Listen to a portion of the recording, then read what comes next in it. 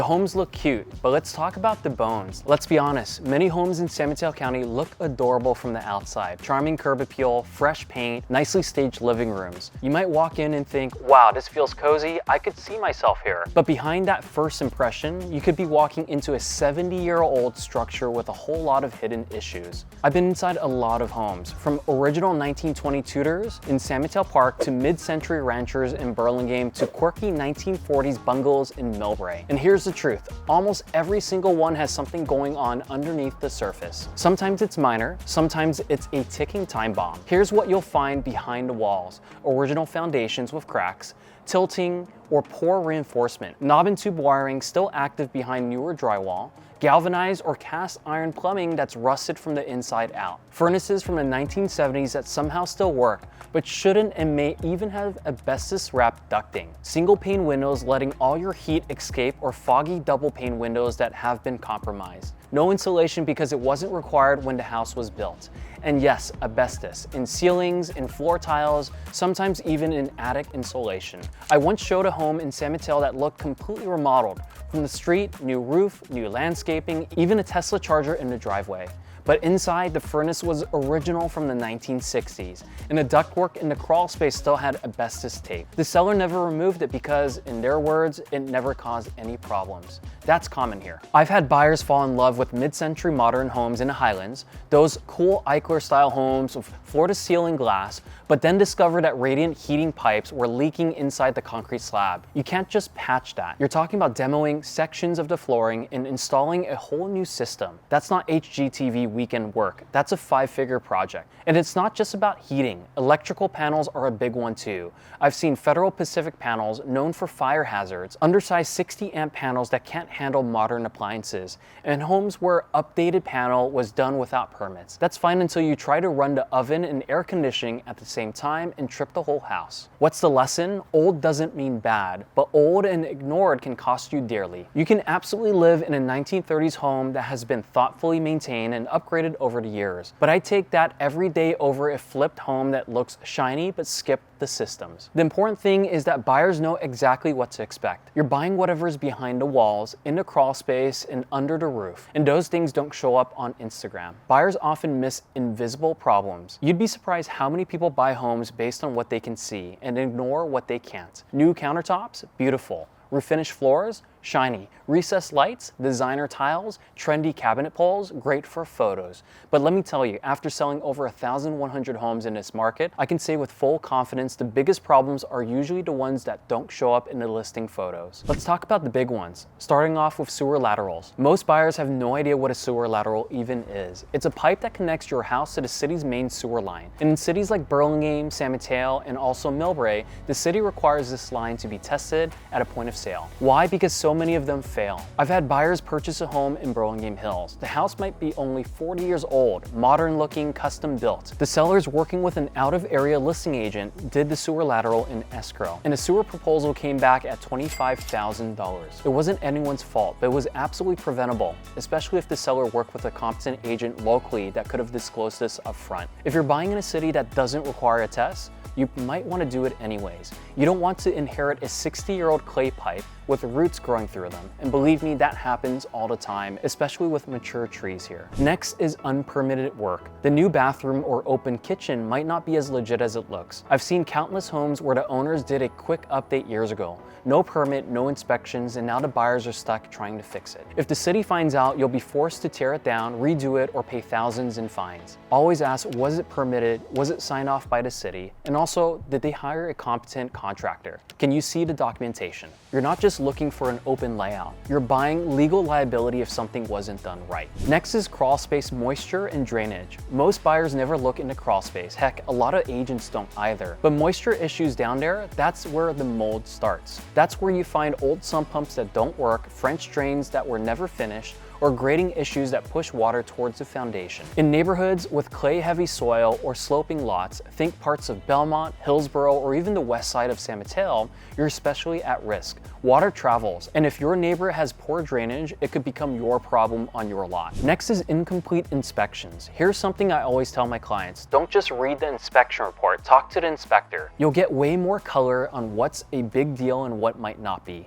That 3-line note about evidence of settling might mean minor cracks, or it might mean your foundation needs $50,000 in retrofit work. Ask, push for clarity, don't just guess. And if anything structural is unclear, bring it to a structural engineer. Yes, it's an extra $300 to $500, but it's pennies compared to what you'll be spending if you inherit a problem. I've helped buyers walk away from homes that looked fine, but turned out to have major issues down the surface. I've also helped clients move forward confidently because we brought in the right people and the right vendors before closing escrow. Here's the point: don't fall in love with the photos. Every home has flaws. What matters is knowing them up front. It's better to walk into escrow informed than to walk into your living room 6 weeks later after closing, discovering a leak, a rodent, or a repair that you did not budget for. I always tell my buyers, it's okay if a home has issues. What's not okay is not knowing about it. Next on the list, let's talk about what inspectors don't tell you. Most buyers don't realize this, but a home inspection report is only the beginning, not the full story. After helping over 1,000 families buy and sell homes in an area, I've seen how misleading it could be to rely on a PDF alone. Reports are full of disclaimers,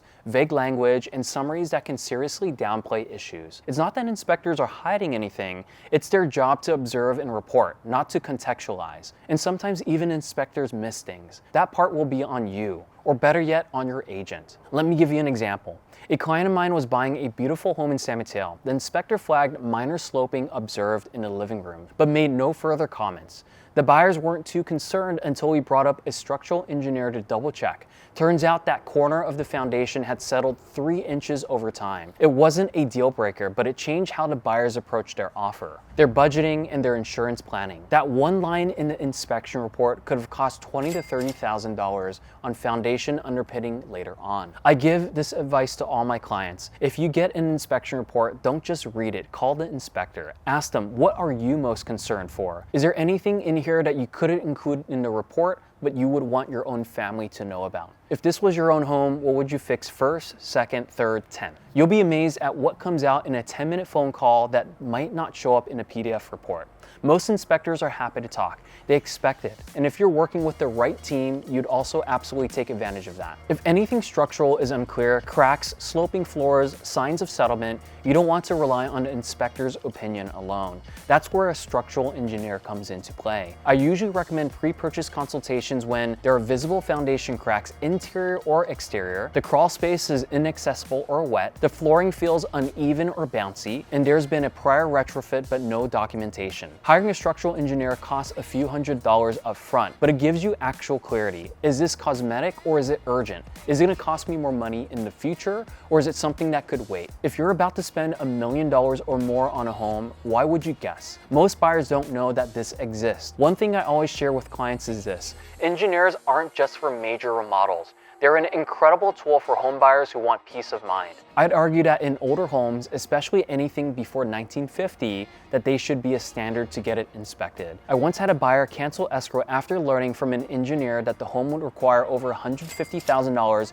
in seismic work to bring it up to current earthquake standards. Now, not every buyer is going to find that important because that's considered an update more than it is a repair. That same buyer later found another home, fully retrofitted, and we helped them close with confidence. So what's the takeaway? Don't rely on inspection summaries. Call the inspector, ask deeper questions, bring a structural expert or any expert for something about the home that you're curious about. Make decisions based on real insight, not surface level comfort. It's okay to fall in love with a house, just don't get blindsided by what's behind the walls. Now let's talk about some things that buyers also overlook. You're not just buying a home, you're buying the dirt that it sits on. And in San Mateo County, the dirt comes with history. When I meet with clients buying older homes, especially anything near 101 or the hills, I always ask them, have you looked into the land report yet? And usually they haven't. They're thinking about bedrooms and bathrooms, not liquefaction and slope stability. But in this part of the Bay Area, the land matters just as much as the house. Let's break it down. If you're buying somewhere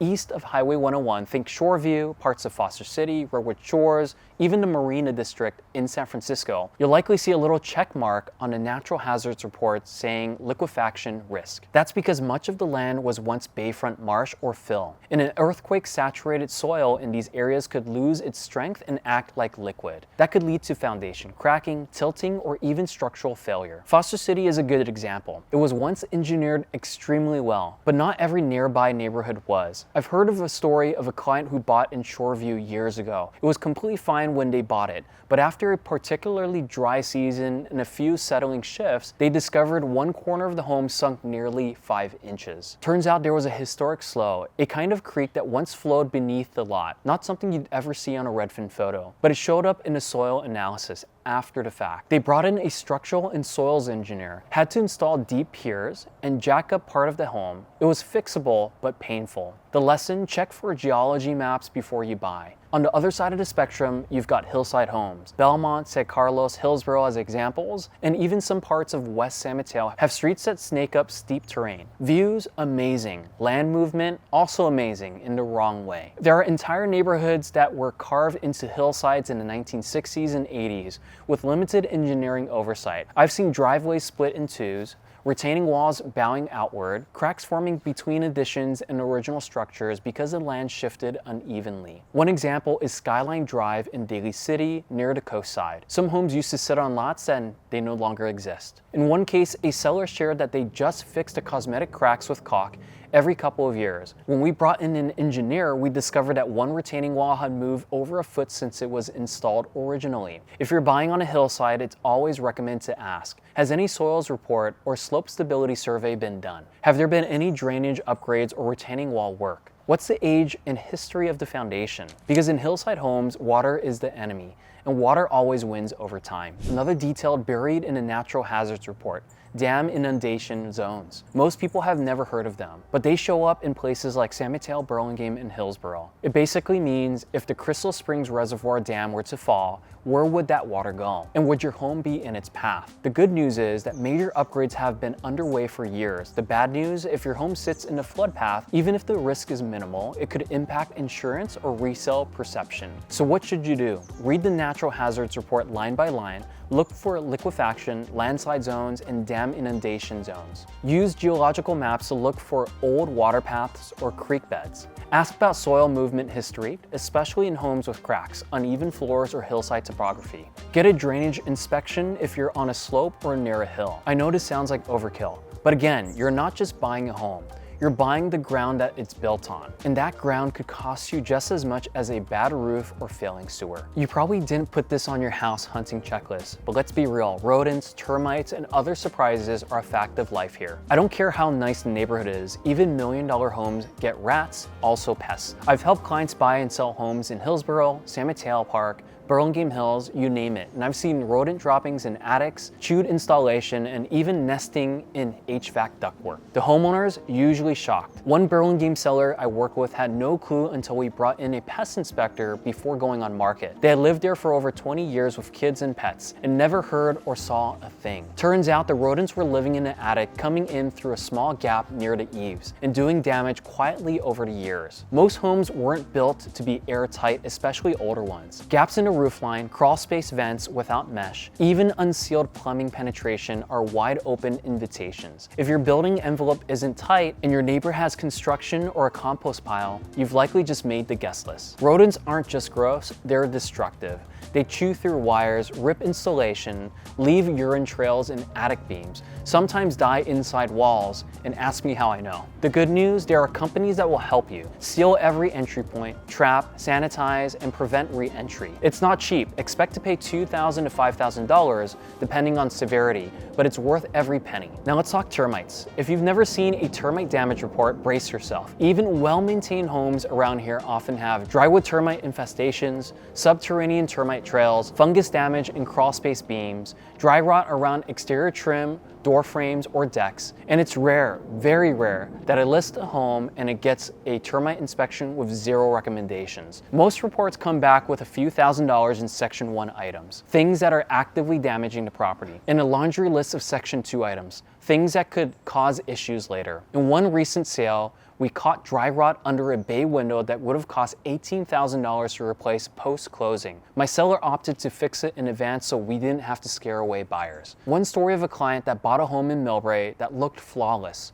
Within a month, they started hearing scratching in a ceiling. The pest company came out and found rats nestling in an attic. The seller, elderly, probably hard of hearing, completely unaware. Bottom line, assume they're there. Here's my rule of thumb. Always get a pest and termite inspection if one isn't provided. Luckily for you, most sellers in our area do provide pest and home inspections. Next is remodeling reality. $1,000 per square foot and months of waiting. If you've ever walked into an older home and thought, no big deal, I'll just redo the kitchen and bathroom, I get it. But here's the truth that no one tells you until it's too late. Remodeling San Mateo County is slow, potentially expensive, and full of surprises. You're not just swapping cabinets, you're entering a maze of permits, backlogs, inspections, and $100 per hour labor. Let's start with cost. The Bay Area has some of the highest labor rates in the country. A couple of years ago, I read a report that the average construction wage in the region is $105 per hour, higher than London, Tokyo, Hong Kong, and that's not even the high-end trades. If you're budgeting by square footage, here's what you could expect. Kitchen remodels could be $25,000 or greater. Bathroom remodels are $18,000 or greater. Full home renovations will cost over $100,000 to $250,000 for a 3-bedroom, 2-bath. So you can imagine for a bigger home how much it could be. Additions or expansions will cost you $500 per square foot or more. And yes, there are ways to spend less, but the more you cut, the more problems tend to show up mid-project. And then there's time.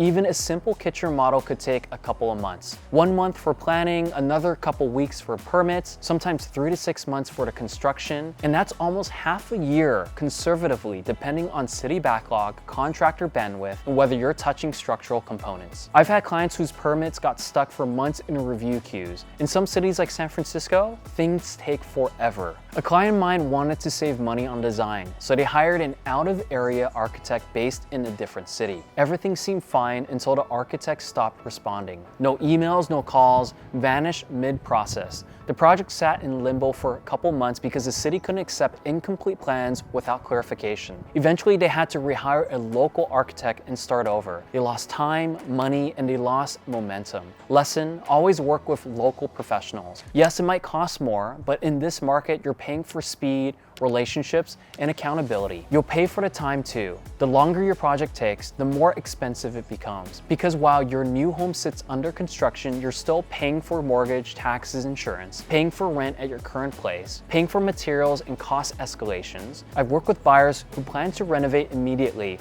only to realize they've been holding an empty home for a year.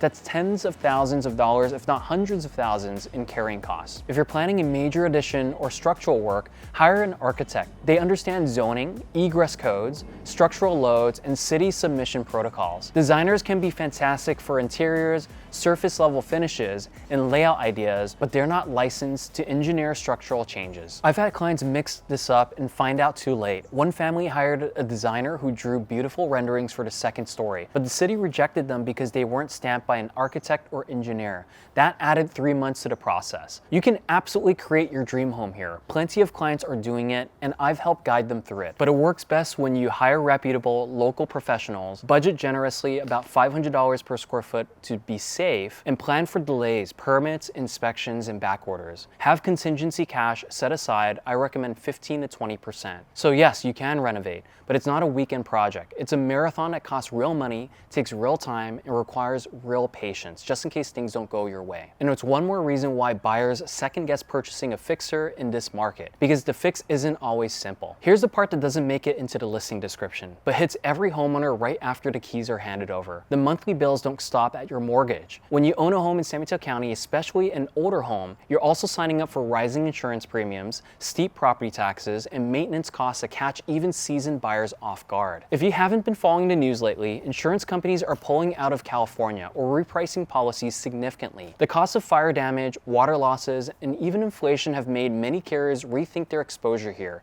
As a result, some homes near the hills or open spaces require secondary fire insurance through FAIR plans. Premiums for average homes have doubled or even tripled in recent years. Deductibles are rising and coverages are shrinking. Let's say you are buying a $2.5 million home. Just a few years ago, a solid policy might cost you $2,000 to $3,000 a year. Now, more like $5,000 to $8,000 and climbing. Even homes not considered at risk are being impacted because of statewide losses. In California, property taxes are roughly 1.1% of purchase prices per year. That means a $2 million home is $22,000 a year. The number goes up about 1 to 3% each year. And no, it doesn't go back down unless the market drops significantly or you apply for a reassessment, which is really rare. A lot of first-time home buyers budget for their mortgage and HOA, but forget just how hefty property taxes are. It's not a surprise if you plan for it, but if you don't, it stings. In a condo, you write a check and the HOA takes care of the roof, the paint, and exterior plumbing, and more. In a single family home, you are the HOA. That means replacing water heaters every 10 to 12 years, servicing the HVAC system annually or biannually, cleaning out the gutters before every winter, fixing fences, stucco cracks, chimney caps, irrigation lines. And let's talk about labor, because the $25 handyman you're imagining doesn't exist here. You'll be paying $85 to $150 an hour for even general repair work. More if you want someone who's insured, responsive, and shows up on time. Now let's talk about unexpected events. Things break, trees fall, plumbing backs up. And if you don't have a reserve, those costs just don't hurt. They delay everything in your life. That's why I advise buyers to set aside 1 to 2% of the home's value per year for maintenance and unexpected repairs. So if you have a $2 million home, keep $20,000 to $40,000 a year in a home reserve fund. You might not need it every year, but when you do, you'll be glad you have it. Yes, it is expensive, but it's predictable if you have a plan for it. None of this is meant to scare you off, but too many buyers only look at the cost to buy and forget about the cost to own.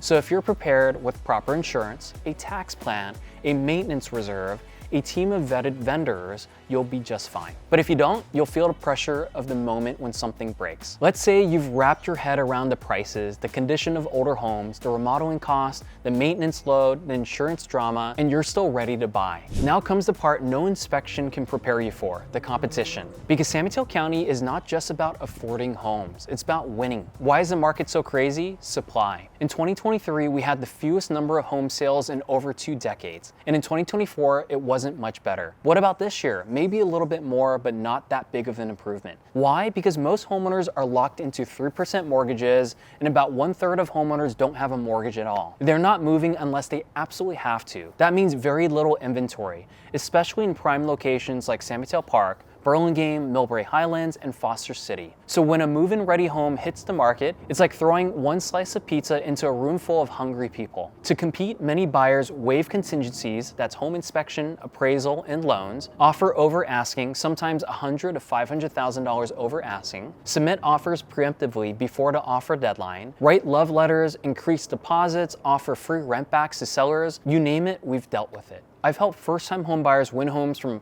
$800,000 condos in San Bruno to $5 million homes in Hillsborough. The ones who succeeded, they moved fast, stayed emotionally grounded, and did all their due diligence up front. We pulled inspections before offers, brought in engineers when needed, and made sure they felt confident, not just competitive. But be careful about waiving contingencies. This is where many buyers take their biggest risk. Waiving contingencies means you're agreeing to buy the home no matter what, even if the foundation is cracked, even if the sewer line fails, even if the appraisal comes in $200,000 short and your lender won't cover the gap and you have to. Ask any real estate attorney, they'll tell you it's risky. That's why I always guide my clients to do everything possible upfront in advance. Get disclosures, read every report, walk the neighborhood at different times of the day, talk to inspectors, bring specialists if you are unsure, because in this market, the only thing more expensive than losing is winning the wrong house. It's an emotional process. Don't let that overcome you. I've seen buyers break down after their 5th lost offer. I've seen couples start to question the entire move because the market felt so overwhelming. I've also seen clients who stayed calm, asked smart questions, and ended up in a home they truly loved with patience. This market will test your patience, your budget, and your confidence. But if you work with the right team, ask the right questions, stay clear of your values and know what you're looking for, move with the plan, you'll not only survive the process, you'll thrive and find your dream home. So should you still buy a home in San Mateo County? If you're looking for the perfect timing, perfect pricing, and perfect home, probably not. But if you're ready to invest in one of the most desirable regions in the country with eyes wide open, ears listening, eyes to read disclosures, financials in order, and the right mindset, I think you can make it happen. Because even with all of its flaws, this place is incredible. I've lived here all my life. I've raised a family here in San Mateo, and I've helped over 1,100 families find their place here too. The weather, the location, the quality of life, the schools, the diversity, the career access, it's unmatched. Just know what you're getting into. Buy smart, with a plan, and if you need help, we're here. Thank you so much for watching this video. If you found this helpful, let us know in the comments below, share it with a friend, check out our weekly videos about living here in San Mateo County and the Bay Area. Thank you so much.